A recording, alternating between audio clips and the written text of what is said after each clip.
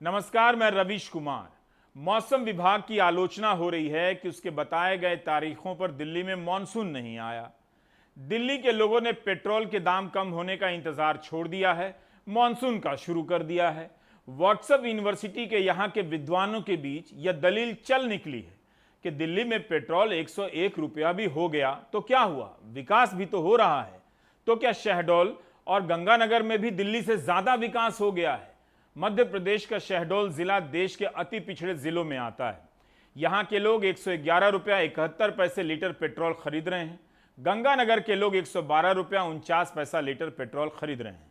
यह एहसास होना चाहिए कि पेट्रोल के दाम बढ़ने से आम लोगों पर कितना बोझ पड़ता है।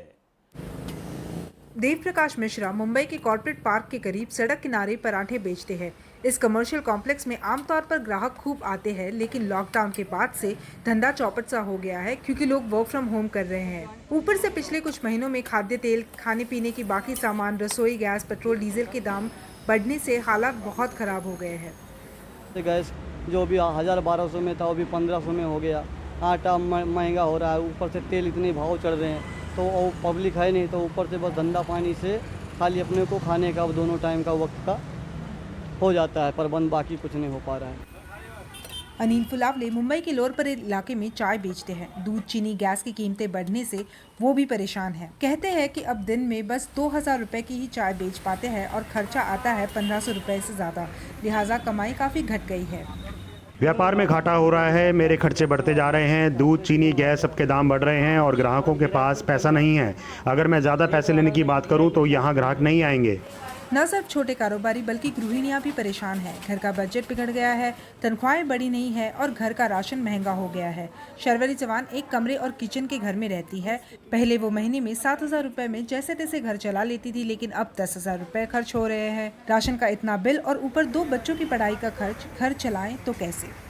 हर चीज़ के दाम बढ़ रहे हैं। मेरा महीने का बजट 10,000 तक पहुंच गया है। मैं इसे मैनेज नहीं कर पा रही हूं। ये बहुत मुश्किल है। मेरे पति की सैलरी भी नहीं बढ़ रही है। बढ़ती महंगाई का अक्स मुद्रास्फीति की दर में दिख रहा है। जून में खुदरा मुद्रास्फीति दर 6.26% हो गई, जो कि रिजर्व बैंक के सुरक्षित अनुमान 4% से कई ज्यादा है। इनकी मुख्य वजह है खाद्य तेल, दालों और पेट्रोल डीजल की कीमती में भारी इजाफा। 7 जुलाई को देश के 4 बड़े शहरों में पेट्रोल 100 रुपए प्रति लीटर के पार चला गया है। खाद्य तेल भी पिछले साल के मुकाबले करीब 34% महंगा हो चुका है। पिछले कुछ महीनों से महंगाई की वजह से लोग बेहाल है। रोजमर्रा की जिंदगी में लगने वाली चीजों के दाम आसमान छू रहे हैं और ऐसे में जरूरत है कि सरकार को अब कोई ठोस कदम उठाकर इन लोगों को राहत पहुंचाने की। मुंबई से कैमरा पर्सन राजेंद्र दयालकर के साथ पूर्वा चिटनेस, एनडीटीवी इंडिया। ऐसा है तो सरकार विज्ञापन छाप दे कि 110 रुपया लीटर पेट्रोल देश के लिए जरूरी है, जैसा कि टीकाकरण का विज्ञापन छापे ही जा रही है। एक अखबार के पहले पन्ने पर उत्तराखंड सरकार का विज्ञापन छपा है आज ही कि टीकाकरण अभियान तेजी से चल रहा है, उत्तराखंड सरकार कोरोना से सावधान है। एक दूसरे अखबार के भीतर आज ही उत्तराखंड की ही खबर छपी है कि पहाड़ के सेंटरों में 3 दिन से टीका नहीं है, नैनीताल में टीका खत्म। अखबार लिखता है कि टीका एक भी नहीं, धन्यवाद पोस्टर हर तरफ। फिर इस तरह के विज्ञापन का क्या मतलब रह जाता है? विज्ञापन का सच अलग है, खबरों का सच अलग है। आगे से टीका ना मिले तो टीके की जगह आप लोग विज्ञापन लगवा लीजिए। इंडियन एक्सप्रेस में गृह मंत्री अमित शाह के अहमदाबाद दौरे की खबर छपी है। अमित शाह के बयान से इस खबर की हेडलाइन बनाई गई है कि कोविड से लड़ने का यही तरीका है कि नागरिक टीका लगवाएं। इसे देखकर लगेगा कि टीका तो बहुत है मगर नागरिक टीका नहीं लगवा रहे हैं।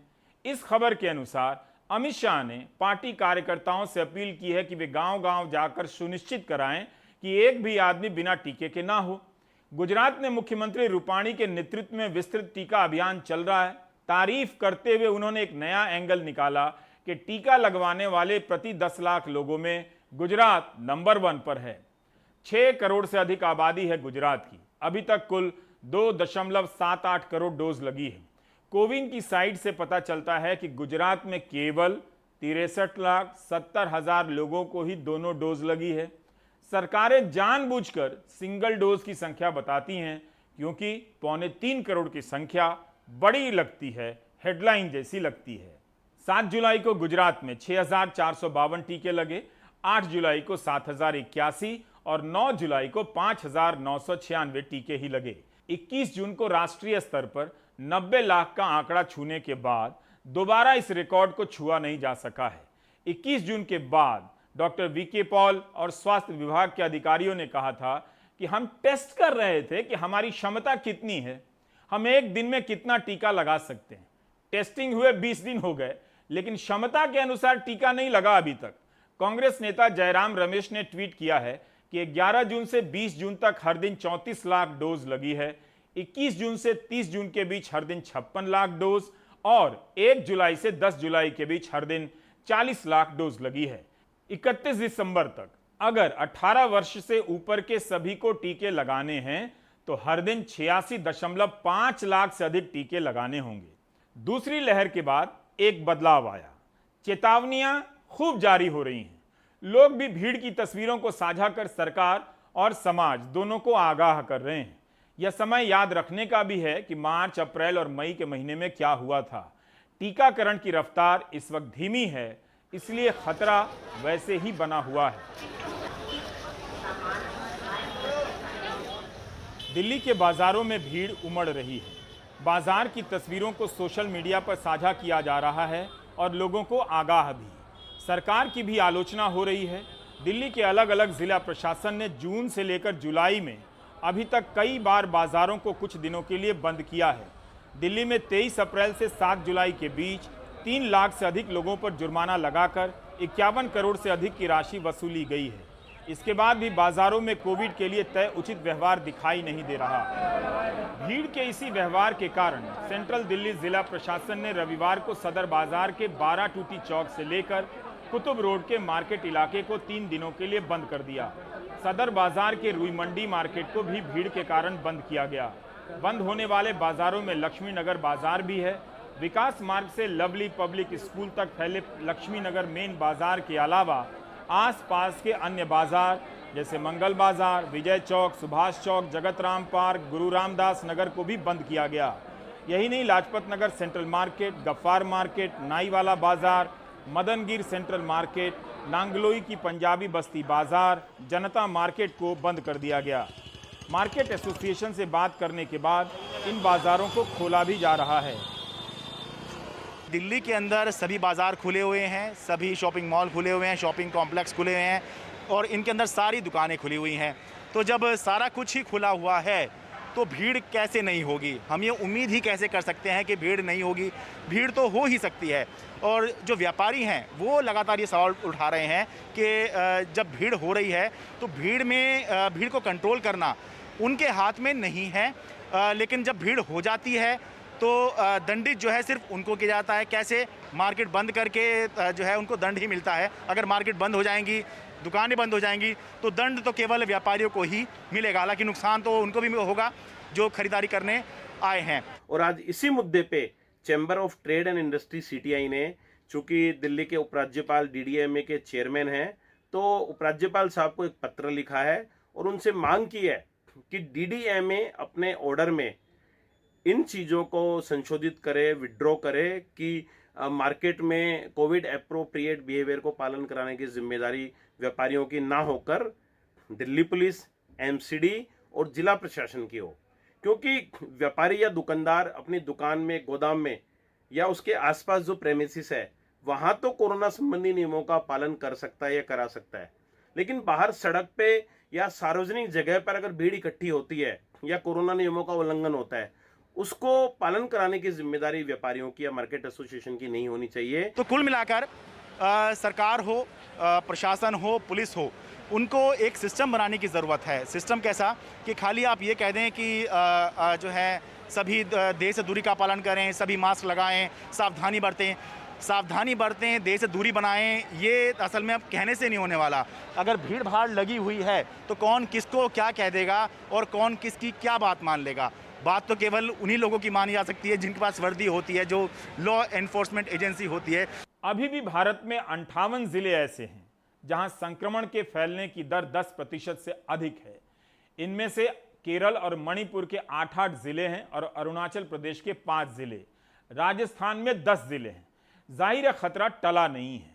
महाराष्ट्र में पिछले कुछ हफ्तों में प्रति एक व्यक्ति से अन्य व्यक्तियों के संक्रमित होने की दर बढ़ती जा रही है। इसे आर वैल्यू कहते हैं।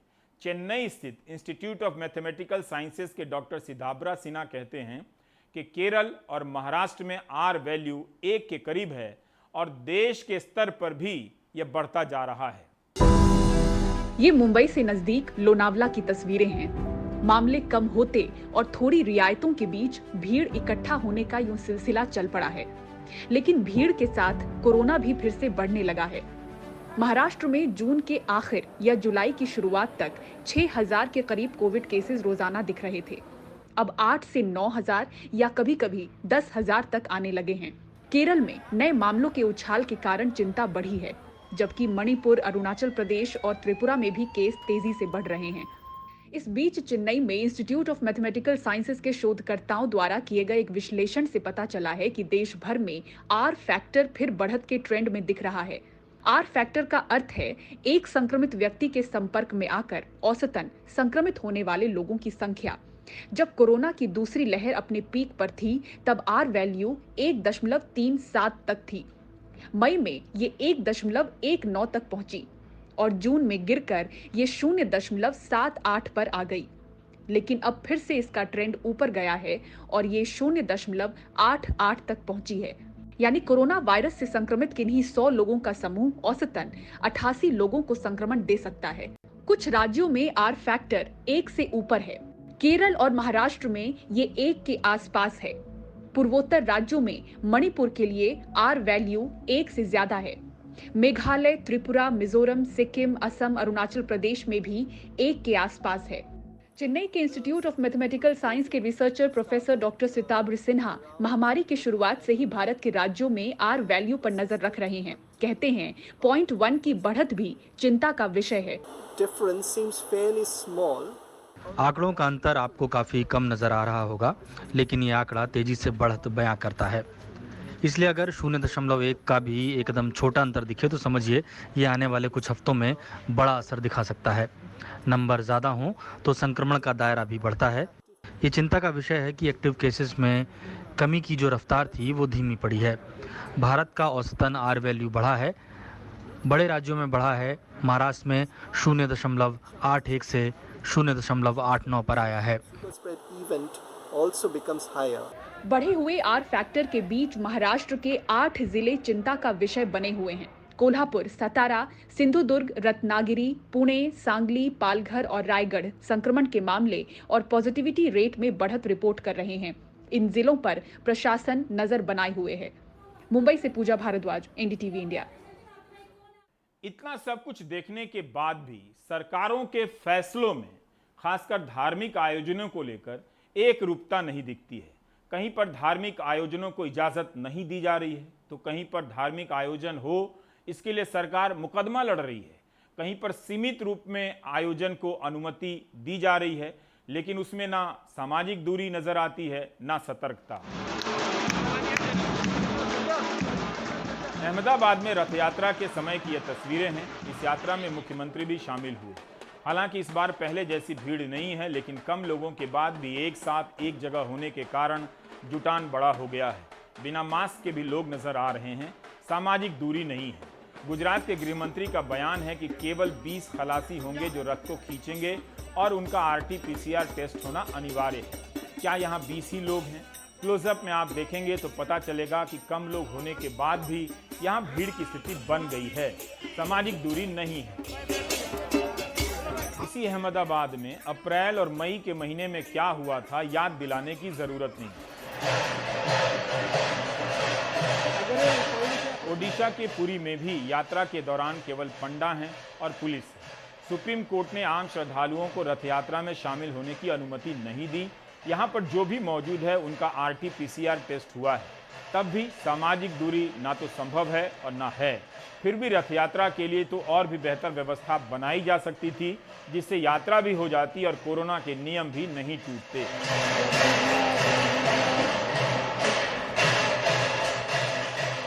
उत्तराखंड हाईकोर्ट ने 4 धाम की यात्रा को रद्द कर दिया, लेकिन राज्य सरकार इस फैसले के खिलाफ सुप्रीम कोर्ट गई है। चार धाम यात्रा हो या कांवड़ यात्रा हो, एक झटके में बैन करने से राज्य सरकार बच रही है। तब भी जब अप्रैल महीने में हरिद्वार कुंभ को लेकर गंभीर सवाल उठे थे, इस सवाल का पुख्ता जवाब किसी के पास नहीं है कि किन वैज्ञानिक कारणों को देखते हुए कुंभ के आयोजन की अनुमति दी गई, जिसमें लाखों लोग शामिल हुए। यही नहीं, कुंभ में जिस कंपनी को RT-PCR करने का ठेका दिया गया, उसने लोगों को नेगेटिव रिपोर्ट फर्जी दे दी। टाइम्स ऑफ इंडिया और वायर की रिपोर्ट है कि घोटाला करने वाला बीजेपी नेताओं का करीबी था। व्हाट्सएप यूनिवर्सिटी के प्रचारक कई लोग इन दिनों कुंभ की तस्वीरों को ट्वीट कर रहे हैं कि पश्चिमी मीडिया ने कुंभ को बदनाम किया, लेकिन अपने यहाँ हो रहे यूरो कप को लेकर सवाल नहीं उठाया। दोनों ही बातें गलत हैं। पश्चिमी मीडिया जब कुंभ की तस्वीरें लगा रहा था, तब क्या हालात थे आप याद कीजिए। क्या भारत में लोग बिना ऑक्सीजन के नहीं मर रहे थे? क्या भारत में लोग बिना वेंटिलेटर और अस्पताल के नहीं मर रहे थे? क्या शमशानों में भीड़ नहीं थी और सरकार मरने वालों की संख्या नहीं छुपा रही थी? इन सब खबरों के बीच अगर धार्मिक आयोजन और चुनावी रैली होगी तो पश्चिमी मीडिया क्या करता? ताली बजाता। देखिए, कांवड़ यात्रा शुरू करने उत्तराखंड के लिए मौत को दावत देना है। कांवड़ी से जब कांवड़ यात्रा होती है, वैसे भी अखबार आने बंद हो जाते हैं लोग। वो तो इतना गुंडागर्दी भी करते हैं, ना वो कोई मास्क लगाएंगे, ना वो कोई जो 72 घंटे औरों के लिए कर रखे, पहले वो होना चाहिए नेगेटिव रिपोर्ट, ना वो करेंगे। और हमने तो बोल दिया है और फिर दोबारा बोल रहे हैं कि हम अगर एक भी अगर यहाँ वो शुरू हो गया कोविड, तो हम कोर्ट में जाएंगे कि इनकी वजह से हुआ। साथ ही अगर कोई मर गया तो अनइंटेंशनल मर्डर का केस चीफ मिनिस्टर के ऊपर करें।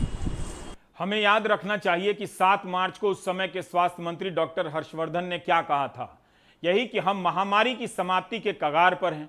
कुछ ही दिनों बाद महामारी का विभत्स कहर टूट पड़ा। जब तक हम एक नज़र और एक नज़रिए से काम नहीं करेंगे, किसी चेतावनी का लाभ नहीं होगा। प्रशासन भीड़ के कारण बाजार तो बंद कर देता है, लेकिन धर्म के नाम पर हजारों लोग जमा होते हैं तो वो रोक नहीं पाता है।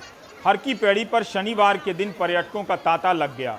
यूरो कप की छोड़िए, ऐसे आयोजनों से नुकसान भारत को होगा या फिनलैंड को। बेशक उत्तराखंड सरकार ने RT-PCR की जांच कर कई लोगों को वापस लौटा दिया, लेकिन कौन बता सकता है कि यहाँ स्नान कर रहे लोगों ने टीके की दोनों डोज ले ली है।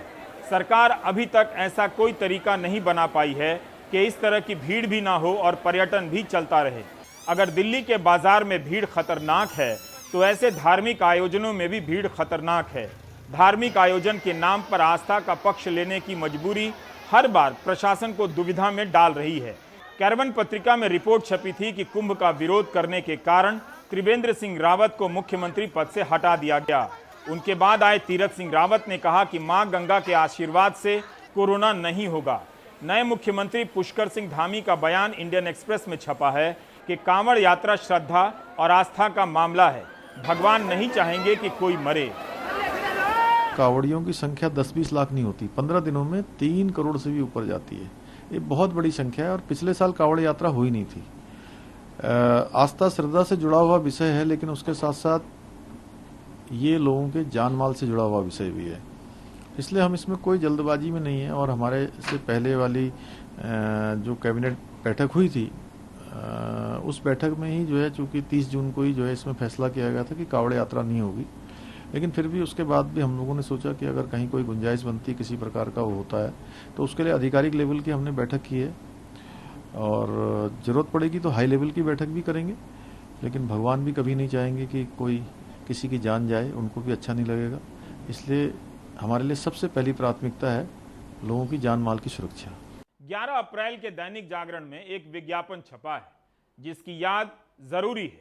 इस विज्ञापन में तब के मुख्यमंत्री तीरथ सिंह रावत और प्रधानमंत्री मोदी की तस्वीर स्नान के लिए श्रद्धालुओं के आने की विनती कर रही है। बाकायदा शाही स्नान की तारीखें प्रकाशित की गई हैं। विज्ञापन के सबसे ऊपर छपा है सुंदर स्वच्छ सुरक्षित महाकुंभ हरिद्वार। कुंभ नगरी हरिद्वार में आपका स्वागत है। विज्ञापन के सबसे निचले हिस्से में एक पतली सी पट्टी में छोटे अक्षरों में लिखा है कि कोरोना से बचाव का रखें ध्यान।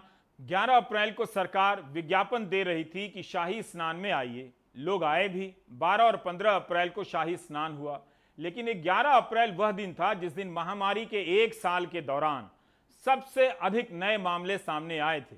11 अप्रैल को भारत में 1,69,899 नए मामले आए और उसी दिन लाखों लोगों को कुंभ में बुलाने का विज्ञापन छपा। उसके 6 दिन बाद 17 अप्रैल को प्रधानमंत्री अपील करते हैं कि सांकेतिक कुंभ होना चाहिए।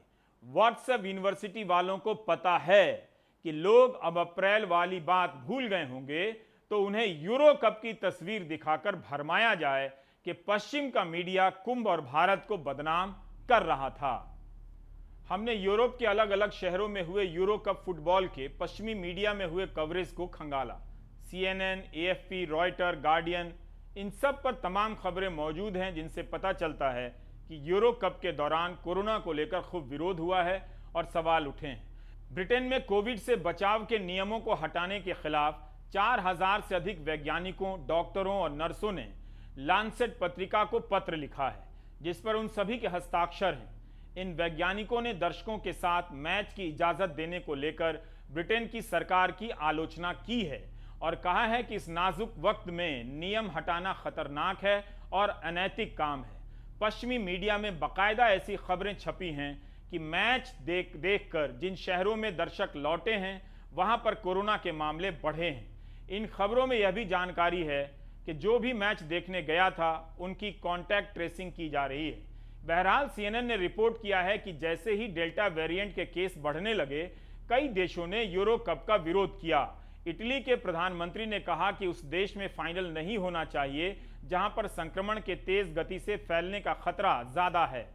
जर्मनी की चांसलर एंजेला मर्केल और फ्रांस के राष्ट्रपति ने भी मैचों को देखने के लिए अनुमति दिए जाने की आलोचना की है। WHO ने भी सवाल उठाते हुए कहा कि यह देखना जरूरी हो जाता है कि स्टेडियम तक पहुंचने से पहले ये लोग शहर की भीड़ में घुलते मिलते पहुंचते हैं, इसी तरह लौटते हैं।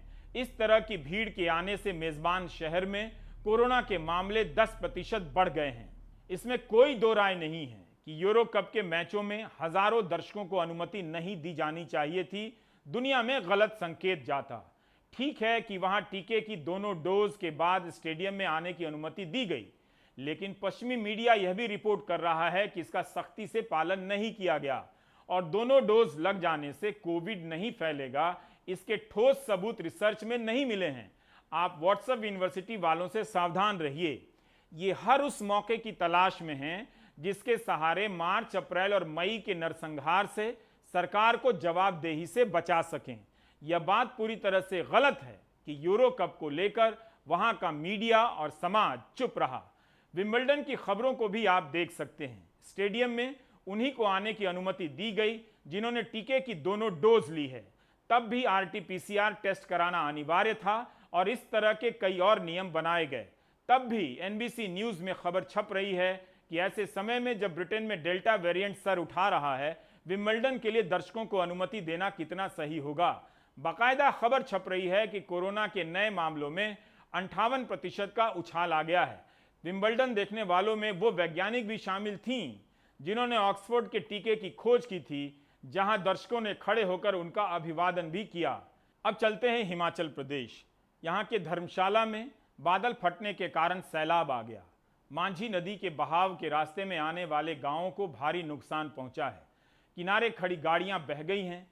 हिमाचल प्रदेश में पहले से ही सैलानियों की भीड़ बहुत पहुंच गई थी। ऊपर से इस तबाही के कारण कोरोना के फैलने का भी खतरा हो गया है। मोहम्मद गजाली की ये रिपोर्ट। देखते ही देखते ऊपर पहाड़ से आया सैलाब रास्ते में खड़ी गाड़ियों को बहा ले गया। ये तस्वीरें हैं हिमाचल प्रदेश में धर्मशाला के करीब मैक्लोडगंज के भागसू गांव की। हिमाचल प्रदेश के कई इलाकों में ऐसी भारी बारिश से भूस्खलन की घटनाएं सामने आई हैं। भूस्खलन से शिमला नेशनल हाईवे भी कई जगह ब्लॉक हो गया। कांगड़ा जिले का धर्मशाला सबसे ज्यादा प्रभावित दिखा। ऊपर भारी बारिश ढलान पर बसे गांव बाजारों पर आफत बनकर आई। कई जगह तो एनडीआरएफ को मदद के लिए बुलाना पड़ा। सोशल मीडिया के ऊपर काफ़ी भ्रांतियां और स्टोरीज चल रही हैं कि क्लाउड बर्स्ट हुआ या फ्लैश फ्लड्स आ गए। ऐसा कुछ भी नहीं हुआ है, क्योंकि रात भर से बहुत भारी बारिश हो रही थी, तो एक नाला है जो ब्लॉक हो गया और उसने अपना कोर्स चेंज कर लिया और पठानकोट मनाली हाईवे जो है वो अवरुद्ध है। कई जगह छोटे पहाड़ी नालों में पानी उफान पर है। कांगड़ा जिले के नगरोटा में 9 साल की एक बच्ची ऐसे ही पानी के एक धारे में बह गई। उसका अब तक पता नहीं चल पाया है। उसे खोजने की कोशिशें जारी हैं। उधर कांगड़ा के ही शाहपुर सब डिवीजन के ऊंचाई पर स्थित गांव बोह में भूस्खलन से कम 6 घरों के ढहने और 10 से ज्यादा लोगों के मलबे में फंसने की सूचना मिली। भारी बारिश के चलते जिला प्रशासन ने अलर्ट जारी कर दिया है। यहाँ पर जो मांझी घाट में इतना फ्लड आया कि शमशान घाट के साथ लगती कूड़ बह गई। हिमाचल प्रदेश के कई इलाकों में काफी तादाद में सैलानी भी पहुंचे हुए हैं, जिससे प्रशासन की चिंता बढ़ गई है। पहले कोरोना संक्रमण बढ़ने का डर था और अब भारी बारिश भी लोगों की जान पर भारी पड़ सकती है। धर्मशाला के डीसी ने तो अपील जारी की है कि सैलानी अभी धर्मशाला ना आए और जो आ गए हैं वो जहां हैं वहीं बने रहें। मौसम विभाग ने अगले 2 दिन भी भारी बारिश की आशंका जताई है।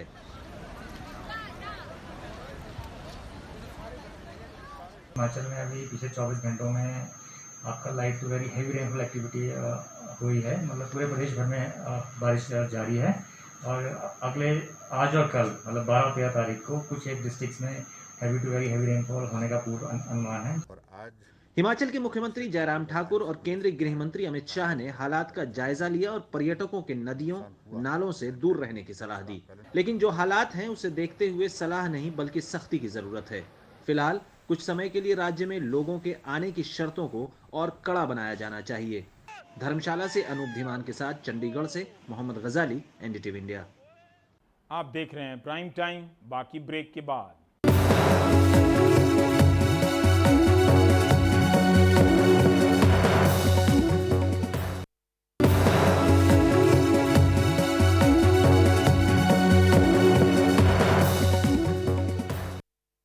दिल्ली में प्रधानमंत्री के साथ जब कश्मीर के नेताओं की बैठक हुई तो परिसीमन एक प्रमुख मुद्दा था।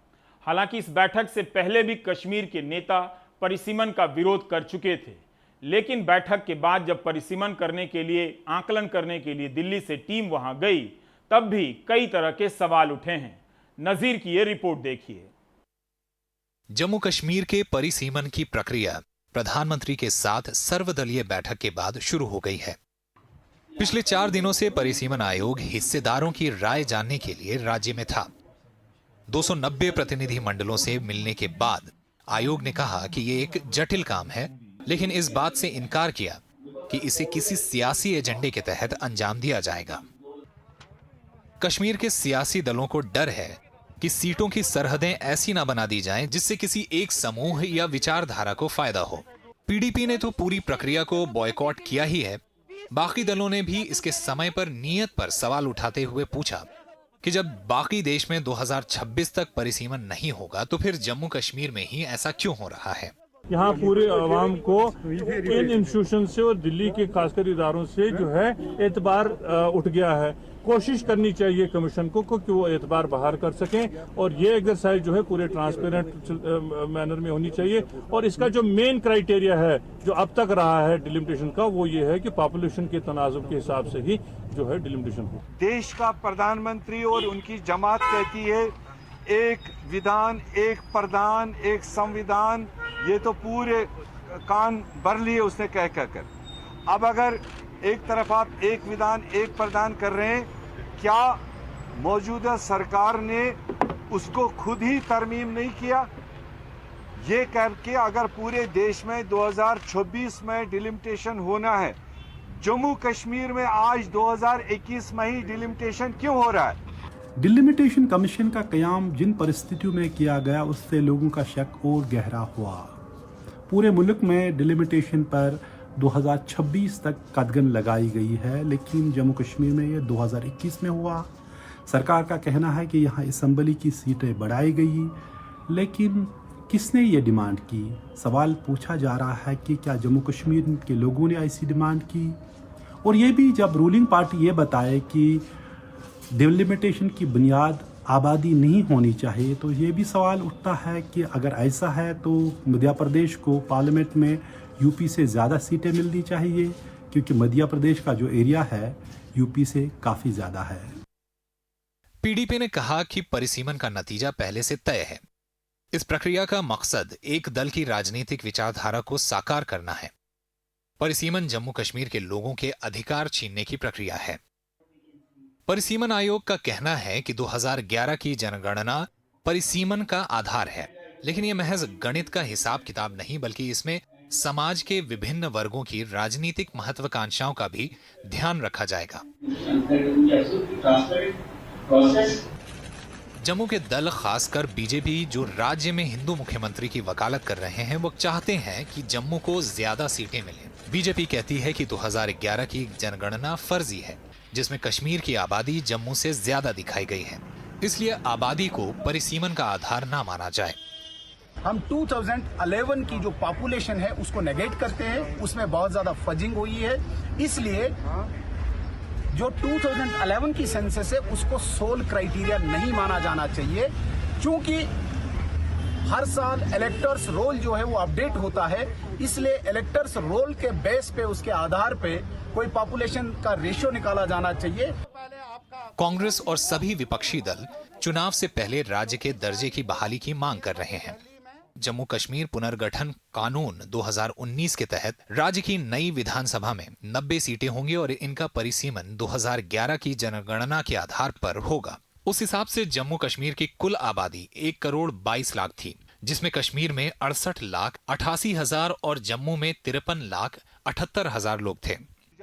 विपक्षी दलों को डर है कि परिसीमन आबादी के आधार पर न हुआ तो कश्मीर की सीटें घट जाएंगी। प्रधानमंत्री ने हाल ही में हुई ऑल पार्टी मीटिंग के दौरान दिल्ली की दूरी और दिल की दूरी की बात कही है। शायद ये दिल और दिल्ली की दूरी है कि कश्मीर में एतबार की काफ़ी दूरी है और लोग किसी प्रक्रिया पे एतबार नहीं कर रहे हैं। डिलिमिटेशन कमीशन का काम शुरू हुआ, लेकिन लोगों को शक होगा कि जो पैमाना है डिलिमिटेशन का, हदबंदी का, वो है आबादी, उसके बजाय किसी और पैमाने का इस्तेमाल करके सीटें बनाई जाएंगी।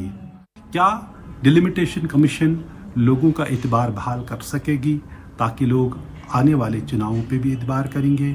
श्रीनगर से नज़ीर मसूदी, NDTV इंडिया के लिए।